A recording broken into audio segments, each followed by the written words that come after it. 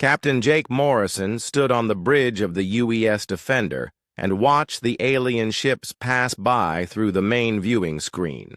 Their hulls gleamed with silver and blue metal that seemed to bend light around them, energy crackling along their surfaces made them look like flying lightning storms. Next to them, his ship looked like an old metal box painted gray. The Defender was 70 years old. Her fusion reactors hummed with a deep sound that vibrated through the deck plates. Her armor was thick steel and ceramic, not the fancy energy shields the other ships used. Her weapons were simple rail guns that shot metal slugs at incredible speed, not the plasma beams and particle cannons that other species preferred. "Sir, we're getting another message from the Galactic Council," said Lieutenant Amy Foster from her communications station. Her voice carried a tired tone that Jake recognized. They both knew what the message would say. "Put it through, Amy." The blue hologram of Council Administrator Vex Thanor appeared above the central console. The Zephyrian's tall, thin form looked elegant in his flowing robes. His large eyes held the same dismissive look Jake had seen too many times before. "Captain Morrison," the alien said in perfect English, "the Council has reviewed your request for assignment to the Kepler Sector Patrol. We have decided to assign you to cargo escort duty in the Outer Rim instead." Jake felt his jaw tighten. The Kepler Sector was where the real action happened. Trade routes, diplomatic missions, exploration of new worlds. The Outer Rim was where ships went to count asteroids and make sure cargo haulers didn't get attacked by pirates. "With respect, Administrator, my crew and I have proven ourselves capable of handling more challenging assignments," Jake said. Vex Thanor's expression didn't change. "Captain, your vessel is adequate for basic duties. However, modern operations require modern equipment.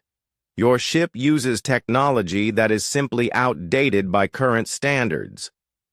Behind Jake, Chief Engineer Lisa Parker made a small sound that might have been a snort. She was bent over a console, running diagnostics on the ship's systems like she did every morning. Her hands moved quickly over controls she could operate with her eyes closed. "The Defender has completed every mission assigned to her," Jake said. "Our maintenance record is better than most ships half our age." "I do not doubt your crew's dedication," the alien replied. "But dedication cannot overcome technological limitations. Your weapons are primitive projectile systems. Your power source is an antiquated fusion design. Your armor plating adds unnecessary mass that reduces maneuverability." Lieutenant Commander Ryan Clark looked up from the tactical station. His face showed the same frustration Jake felt. Ryan had served on newer ships before transferring to the Defender. He knew exactly how the alien was thinking. "Our systems work," Ryan said quietly. But Jake heard him. Vex Thanor continued as if Ryan hadn't spoken. "The ships assigned to Kepler. Sector operations must be capable of rapid response and advanced tactical coordination. Your vessel simply cannot keep pace with modern requirements." Jake wanted to argue more, but he knew it would be pointless. The Galactic Council had made their decision before this call even started. They saw the Defender as a relic, useful only for the simplest tasks. "Understood, Administrator. We'll take the cargo escort assignment." "Excellent. You will report to Station 7 in the Outer Rim by next week. Vex Thanor out." The hologram flickered and disappeared. The bridge fell silent except for the steady hum of the fusion reactors and the soft beeping of various monitors. "Cargo escort," Amy muttered. "Again." Jake looked around his bridge. 43 men and women worked the various stations, all of them dedicated professionals who deserved better than hauling freight through empty space. The total crew numbered 847 souls, all stuck on a ship the galaxy considered obsolete. "Chief Parker," Jake called, "how are our systems running?" Lisa looked up from her console. All green across the board, Captain. Fusion reactors at 98% efficiency. All weapon systems operational. Armor integrity at 100%. We could fight a battle or explore a new system right now if needed. But we're not needed, Ryan said bitterly. Not for anything important. Jake walked to the forward viewing port and looked out at the space around them. They were docked at Federation Station Alpha, the main hub for military operations in this sector. Sleek alien ships moved in and out of the docking bays. Their crews probably looked down on the human ship with its blocky design and obvious age. "Sir," Amy said suddenly, "priority message coming in from Admiral Kate Sullivan." Jake turned. Admiral Sullivan was one of the few humans who had made it to high command in the Federation military. If she was calling directly, something important was happening. Put her through. The hologram that appeared was human, with gray hair and sharp eyes that missed nothing. Admiral Sullivan had commanded ships like the Defender before working her way up through the ranks. "Jake, I need to talk to you privately. Can you clear your bridge?" Of course. Jake looked around. "Everyone except essential personnel take a break. Ryan, Lisa, you stay." When the bridge had cleared except for the 3 senior officers, Admiral Sullivan began speaking again. "One of our most advanced ships has gone missing. The stealth reconnaissance vessel Cipher-8 disappeared 3 days ago near the Kepler Nebula. It was crewed by Zephyrians using their most advanced technology."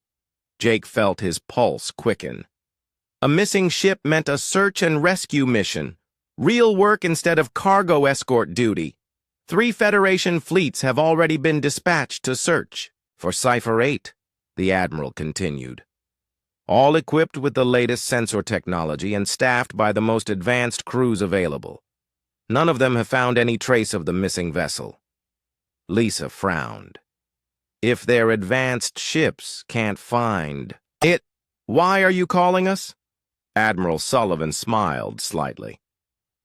"Because I'm starting to think we need a different approach. The Council is reluctant to assign the Defender to this mission. They think if their newest ships can't handle it, an older human vessel certainly can't." "But you disagree," Jake said. "I think there are times when newer isn't necessarily better. Your ship has something those fancy vessels don't have: experience, reliability, and a crew that knows how to solve problems without relying on computer systems to do their thinking for them." Jake felt excitement building in his chest. Finally, a real mission. A chance to prove what the Defender could do. "We'll take it, Admiral." "I thought you might. But I have to warn you, Jake. If you fail, it will probably be the end of human ships in frontline service. The Council is looking for any excuse to prove that human technology is obsolete. Then we won't fail." Admiral Sullivan nodded. "Good luck, Captain. The galaxy is watching." The massive structure that emerged from the swirling gases of the nebula looked like no ship Jake Morrison had ever seen. It was enormous, easily 10 times the size of the Defender. But it wasn't built like a normal vessel. Instead, it appeared to be constructed from hundreds of different ships welded and fused together into one giant station. Jake could see hull sections from Federation cruisers attached to Zephyrian scout ships. Human cargo haulers were connected to alien research vessels. The entire structure pulsed with energy lines that ran between the different ship parts like veins carrying blood through a body. "My God," Dr. Maria Gonzalez whispered from her science station. "It's made from all the ships that went missing." Navigation Officer Sam Torres was frantically checking his instruments. "Captain, the structure is scanning us.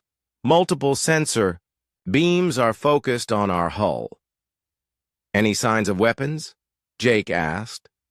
Lieutenant Commander Ryan Clark studied his tactical display. I'm reading energy buildups in several sections, but I can't tell if they're weapons or just power systems. The whole thing is like a puzzle made from different technologies.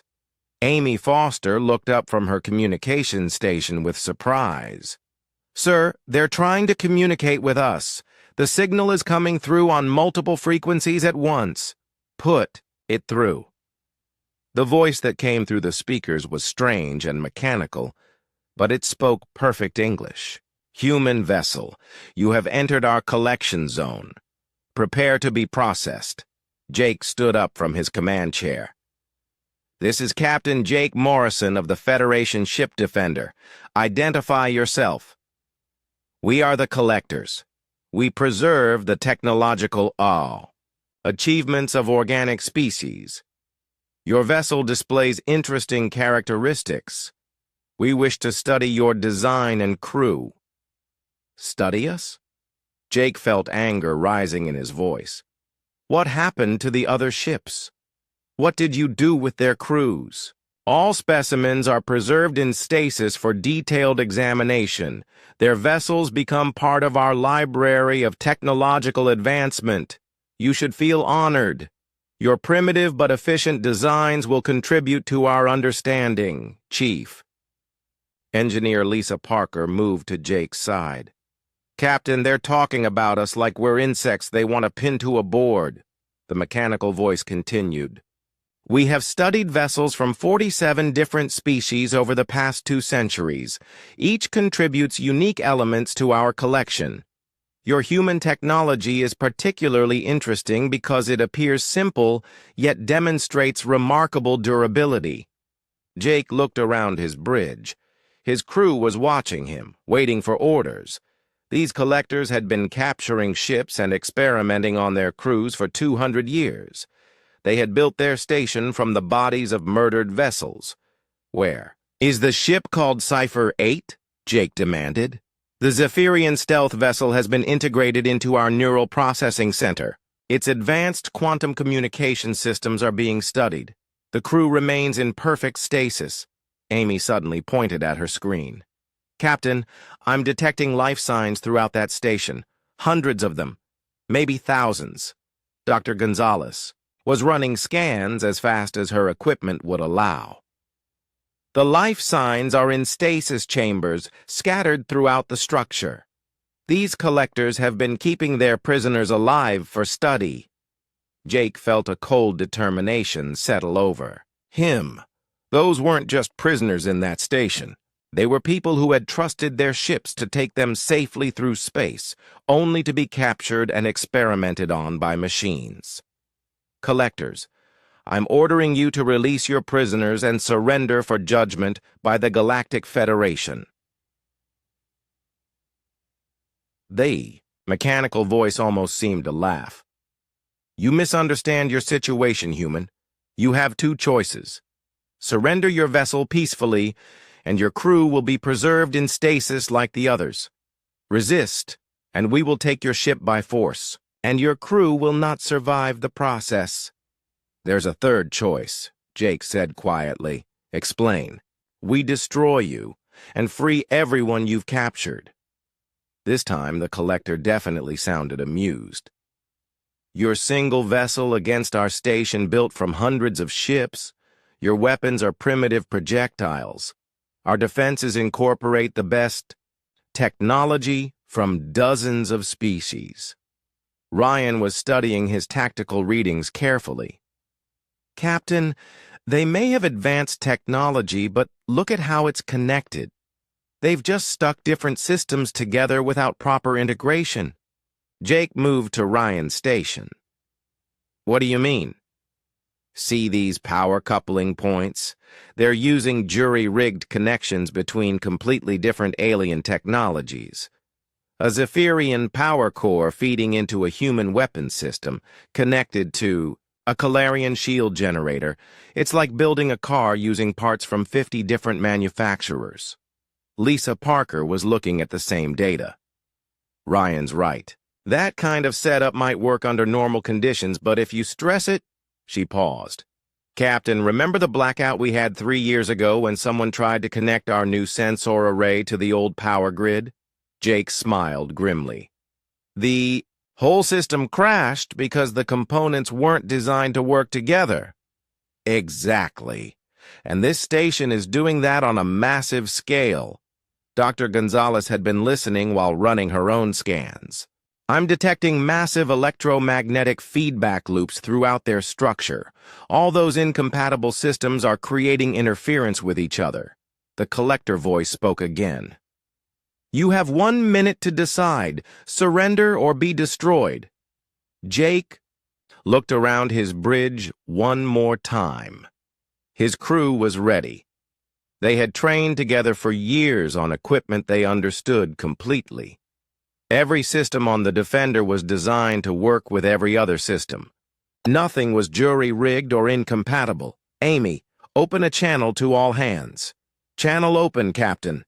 This is the captain speaking. We have found the crews of dozens of missing ships being held prisoner by machines that have been harvesting technology for 2 centuries. They think they can add the Defender to their collection. Jake paused.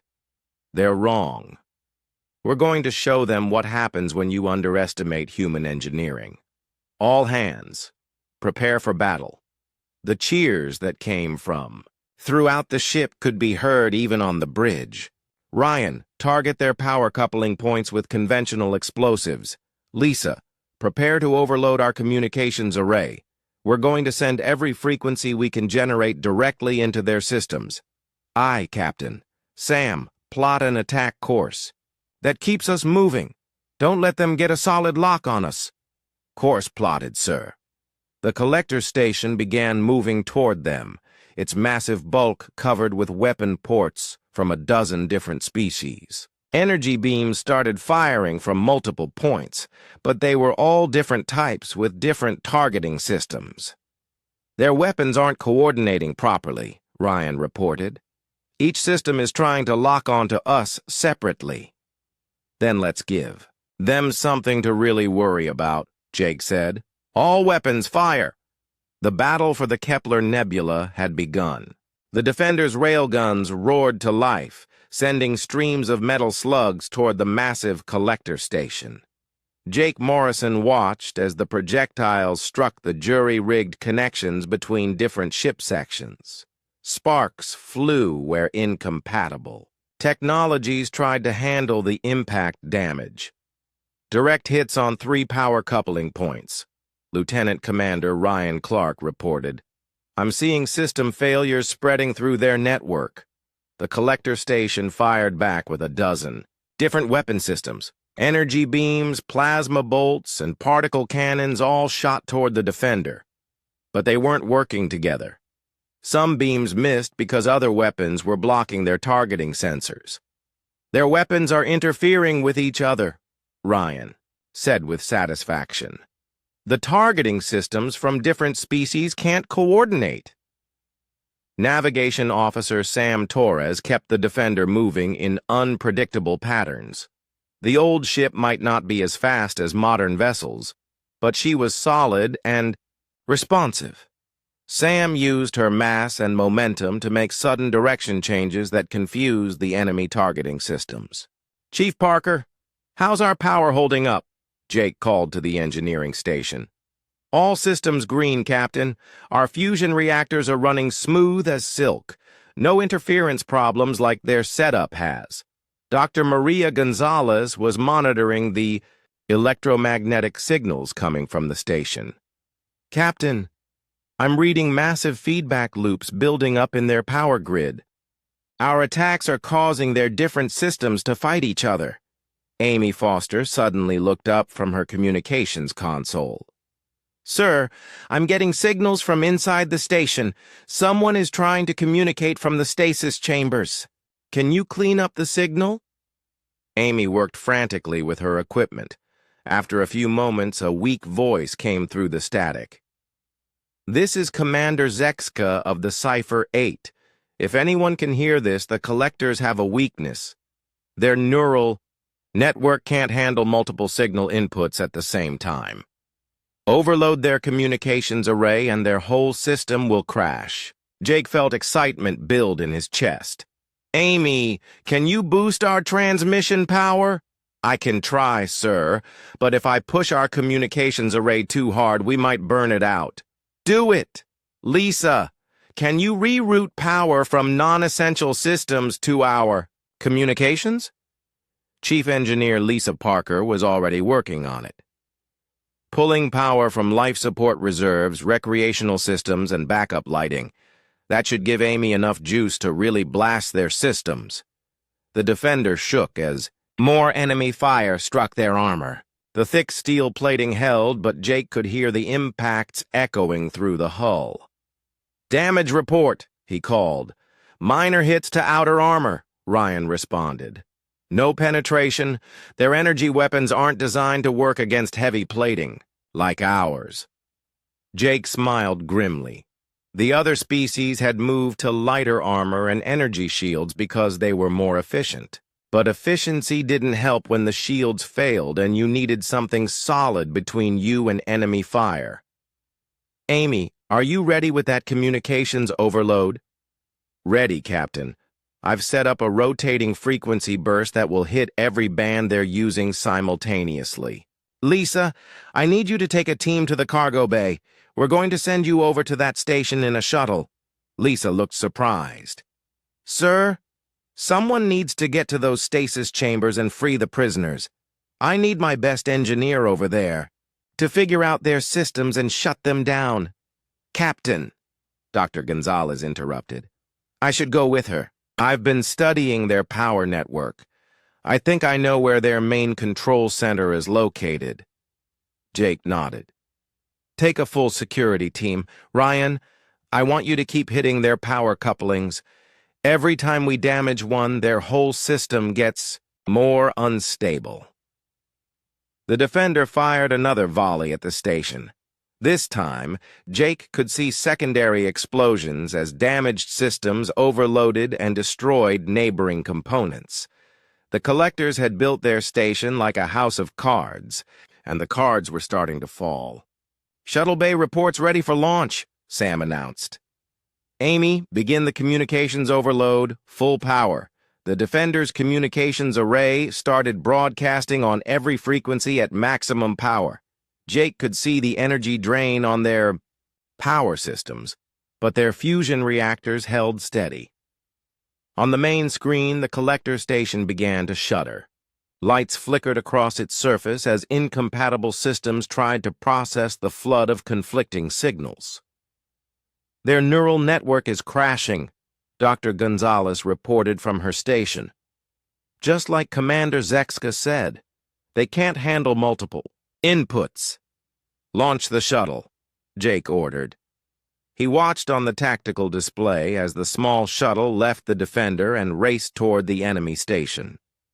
Lisa Parker was piloting it herself, using the confusion caused by the communications attack to slip past the station's defensive systems. Shuttle is approaching the station, Amy reported. Lisa says she's found a docking port. The collector station was firing less frequently now. Many of their weapon systems had shut down as the communications overload disrupted their targeting. Networks, the weapons that were still firing, shot wildly in all directions. Captain, Ryan called out, I'm detecting power buildups in their main reactor core. I think they're trying to overload it. Jake felt ice in his veins. They're going to self-destruct?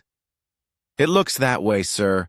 If they can't capture us, they'll try to take us with them. Amy, get me Lisa on the shuttle. Channel open. Lisa, the station is preparing to self-destruct. How long do you need to free the prisoners? Lisa's voice came back through heavy static. We've docked and are entering the station now.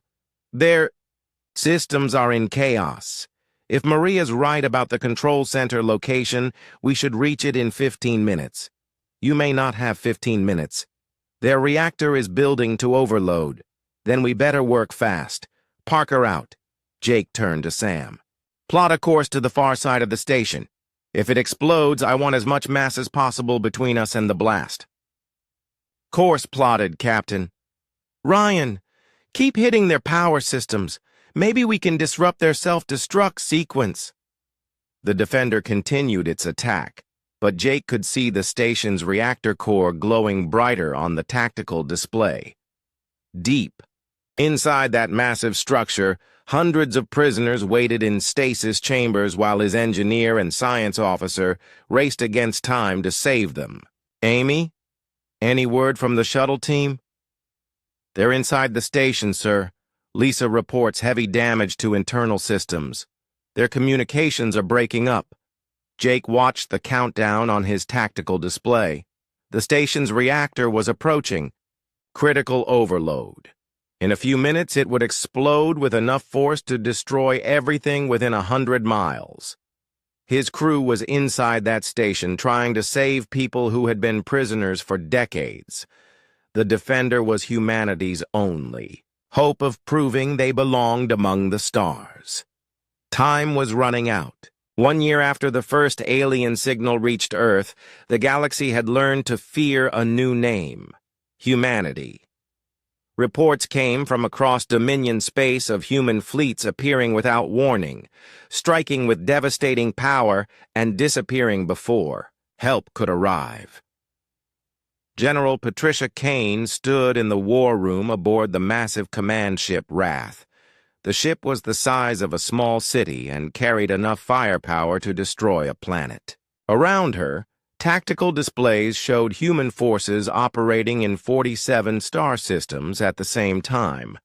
What had started as Earth defending itself had become the largest military campaign in galactic history. Ma'am, we have reports from the liberation of Kepler 442, said Commander Rachel Davis. Captain Mitchell's fleet freed 3 million prisoners and destroyed all Dominion facilities. No human casualties. Patricia nodded. These victories were becoming routine, but she never forgot what they meant. Each freed world represented millions of lives saved from slavery or death.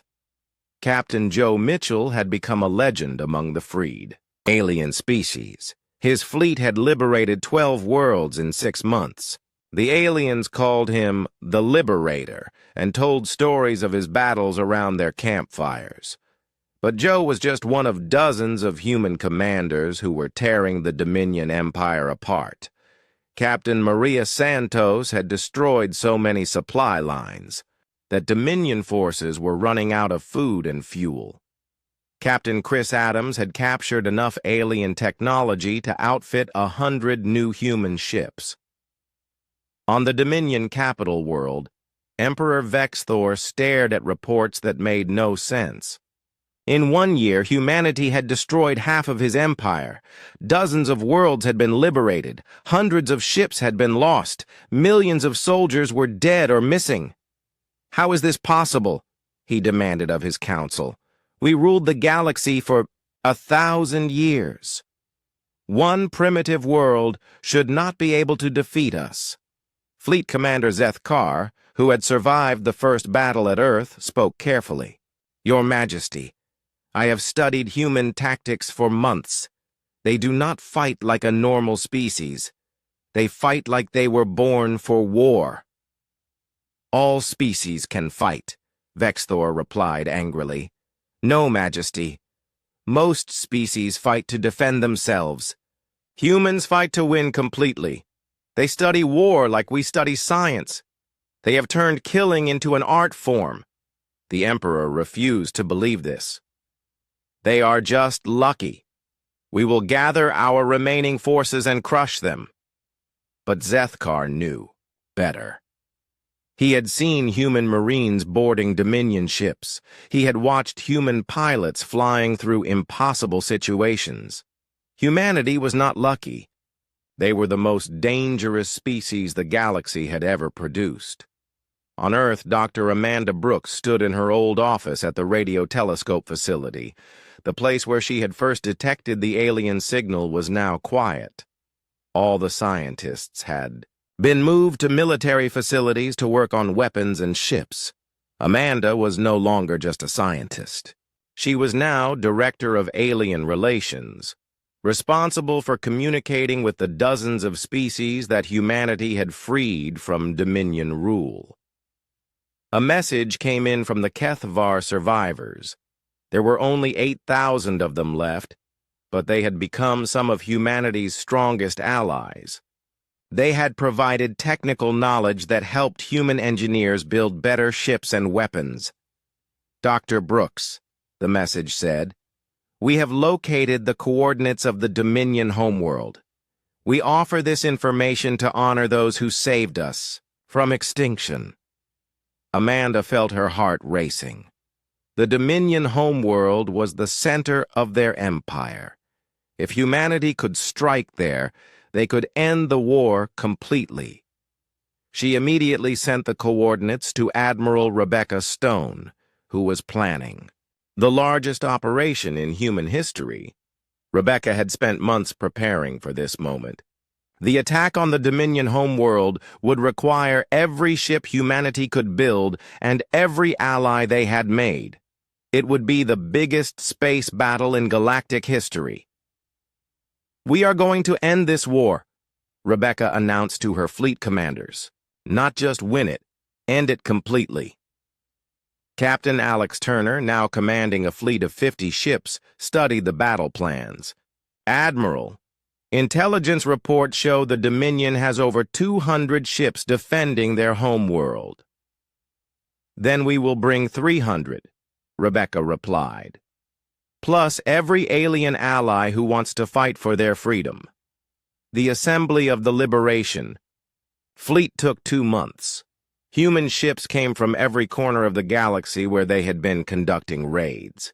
But they were not alone. Kethvar ships, rebuilt with human technology, joined the fleet. So did vessels from 30 other species that humanity had freed. Each ship carried soldiers who had learned human tactics and human determination. Commander. Tim Baker looked out at the massive fleet and felt amazed.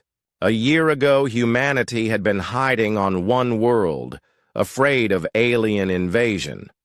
Now they led an alliance of dozens of species, all united against the Dominion. The journey to the Dominion homeworld took 3 weeks. When the Liberation Fleet arrived, Emperor Vexthor was waiting with every ship he had left. The space around his planet was filled with Dominion warships. But Vexthor made a mistake. He expected a traditional battle between organized fleets. Instead, he faced something no one had ever seen before, an entire galaxy united in fury. Admiral Rebecca Stone gave the order that would end the Dominion Empire. All ships, attack. Show them what happens when you threaten innocent worlds. The battle lasted 3 days. Human ships led coordinated attacks while alien allies provided support and backup. The tactics that had worked in dozens of smaller battles now worked on the largest scale possible. Captain Ryan Clark, now a squadron commander, led his fighters in the final assault on the Emperor's flagship. His pilots moved through Dominion, defenses like they were dancing, striking with precision that came from a year of constant fighting. When the Emperor's ship exploded, the remaining Dominion forces surrendered. An empire that had ruled the galaxy for 1,000 years died in 3 days of battle. But humanity did something that surprised everyone, including themselves. When Dominion soldiers surrendered, the humans accepted their surrender. When Dominion, civilians begged for mercy, humanity showed mercy. Emperor Vexthor, captured alive, could not understand this. Why do you not kill us all? We would have destroyed your world. Admiral Stone looked at the defeated Emperor with sad eyes. Because that is what you would do. We are not you. In the months that followed, humanity did something unprecedented in galactic history. They rebuilt the worlds the Dominion had destroyed. They freed every slave. They established the Galactic Defense Compact, a government based on protecting all intelligent life. Dr. Amanda Brooks, now elderly, stood on the observation deck of humanity's first galactic embassy. Around her, representatives from 300 species worked together. All of them looked to humanity for leadership, not because humans demanded it, but because they had earned it.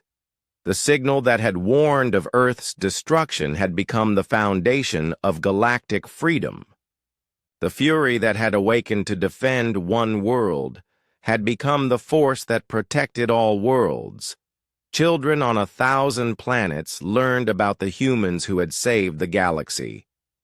They learned that sometimes the most dangerous species could also be the most merciful. And in the depths of space, new radio telescopes listened for signals from unknown worlds. If anyone else faced extinction, humanity would answer their call. The galaxy was safe, and it would remain safe as long as humans remembered what they had learned. That the greatest strength was not the power to destroy, but the wisdom to protect. The war was over. The peace had begun. Fleet Commander Zethkar stood before the Dominion High Council on their capital world. The council chamber was a massive room carved from black stone. 12 ancient beings sat on thrones, their eyes glowing with anger as they listened to his report. You lost 30 ships to primitives? Council leader Vex Thor's voice echoed through the chamber. In 1,000 years of conquest, no fleet has ever suffered such losses. Zethkar tried to explain what had happened at Earth, but the words sounded impossible even to him. The humans fight differently than any species we have encountered. They do not follow the rules of civilized warfare. They attack from all directions at once. They sacrifice their own ships to destroy ours. They seem to enjoy killing. Council member Keth Zara leaned forward. You speak as if they are animals, not intelligent beings. Perhaps they are both, Zethkar replied.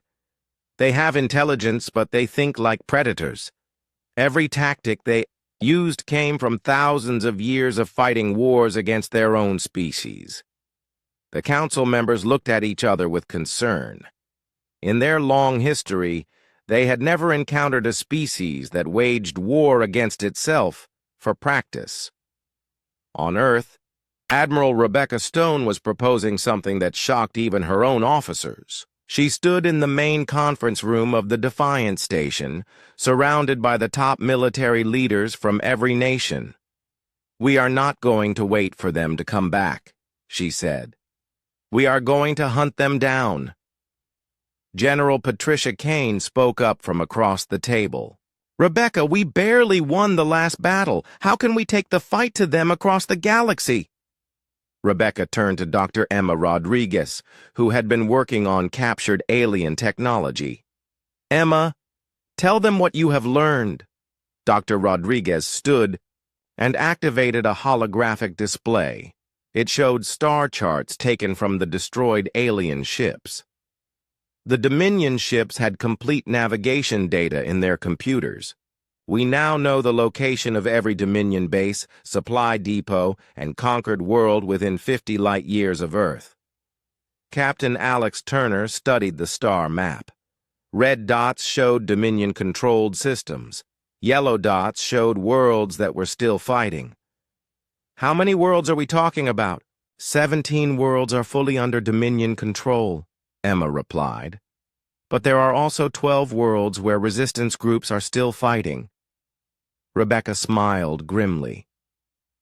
We are going to help those resistance groups, and we are going to destroy every Dominion facility we can find. The room fell silent. What Rebecca was proposing had never been done before. No species had ever taken the war to the Dominion's own territory. Captain Chris Adams volunteered to lead the first expedition beyond the solar system. His ship, Vengeance, was a new design that combined human engineering with captured alien technology. It was faster than any ship humans had built before, and it carried enough weapons to destroy a small fleet. "I want volunteers only," Chris told his crew. "We might not make it back. Anyone who wants to stay on Earth can do so with honor." Not a single person left the ship. The target for the first mission was a Dominion base in the Proxima Centauri system. According to the captured data, this base was used to process prisoners from conquered worlds. Lieutenant Kate Morrison led the reconnaissance team that infiltrated the alien base. She and her soldiers had trained for months in zero-gravity combat and alien technology. They moved through the base like ghosts, gathering intelligence and planting explosives. What Kate found in the base made her feel sick. The Dominion had captured beings from 17 different worlds. Millions of intelligent creatures were being held in terrible conditions, forced to work in factories that built weapons for more conquests. But Kate also found something else: detailed records of every world the Dominion had conquered. The data showed that they had destroyed over 200 civilizations in the past 1,000 years. Each conquest followed the same pattern: scout ships, main fleet attack, then total harvesting of the population. "Command, this is Morrison," Kate whispered into her radio. "We have found evidence of genocide on a scale beyond imagination. These beings have to be stopped." Commander Tim Baker was leading the assault team that waited outside the base. When Kate's team finished gathering intelligence, Tim's soldiers struck with devastating efficiency. The attack on the Proxima Centauri base lasted only 3 hours. Human assault teams moved through the facility with precision that amazed even their alien prisoners. They had studied every type of building assault in human history, from ancient castles to modern skyscrapers. Sergeant Lisa Grant, the demolition expert, systematically destroyed every Dominion facility on the base.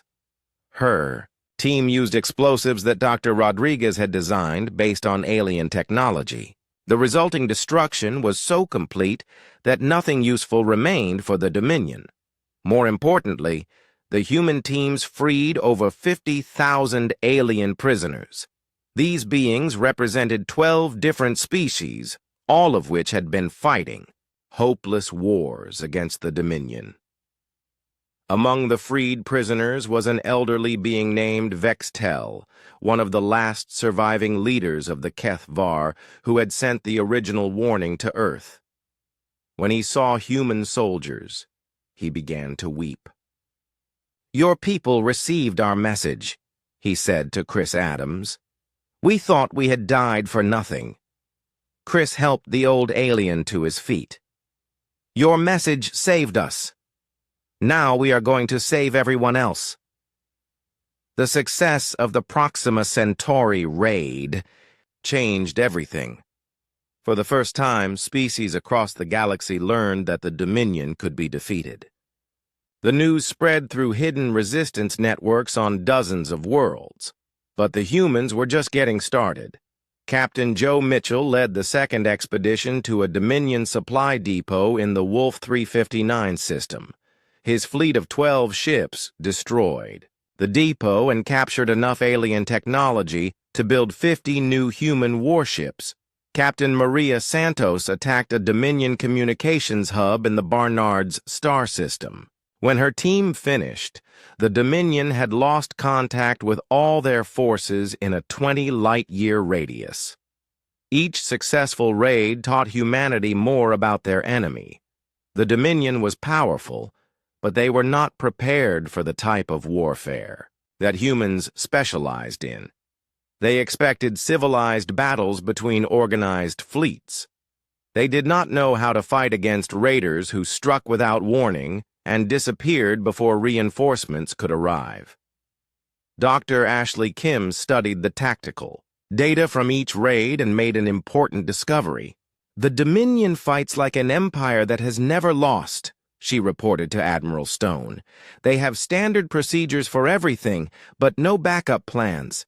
When we do something unexpected, they do not know how to respond." This gave Rebecca an idea that would change the course of the war. Instead of random raids, humanity would coordinate attacks across multiple systems at the same time. They would force the Dominion to fight on dozens of fronts simultaneously. "We are going to do something the Dominion has never faced," Rebecca announced to her senior staff. "We are going to wage total war across their entire territory." Lieutenant Colonel Danny Price, who had led successful boarding actions on alien ships, was put in charge of training resistance fighters from other worlds. These aliens learned human tactics quickly. They had been fighting the Dominion for years, but now they had teachers who understood warfare better than anyone. Within 6 months of the first raid, human-led resistance groups were operating on 30 different worlds. Each group used tactics borrowed from human military history: guerrilla warfare, sabotage, hit-and-run attacks, and psychological operations. The Dominion found themselves fighting an enemy they did not understand. For 1,000 years, they had conquered worlds by overwhelming them with superior force. But humans did not fight that way. Humans fought to win, using any method that worked. As reports of successful raids reached Earth, something unexpected happened. The human population, which had been living in fear of alien invasion, began to feel something else: pride. Their military was not just defending Earth, they were liberating the galaxy. The hunt had begun, and humanity was very good at hunting.